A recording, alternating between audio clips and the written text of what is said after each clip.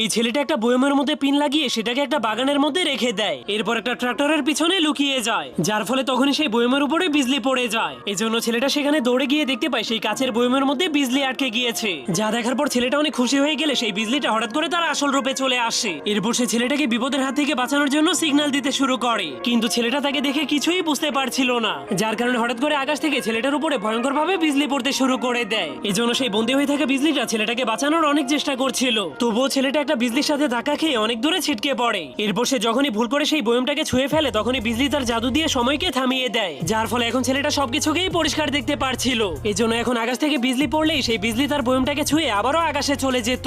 যা দেখার পর ছেলেটা বুঝতে পারে তার বন্দী করে রাখা বিজলিটা তার জীবন বাঁচানোর চেষ্টা করছে। এজন্য সে অনেক খুশি হয়ে বয়মের মুখ খুলে সেই বিজলিটাকে মুক্ত করে দেয়। তখন সেই বিজলিটা তাকে বাই বলে ফুল স্পিডে সেখান থেকে চলে যায়। এজন্য সে চলে যাওয়ার কারণে ছেলেটার মনটা অনেক খারাপ হয়ে যায়, কিন্তু তখনই হঠাৎ করে আকাশে অনেকগুলো বিজলির বম ফুটতে শুরু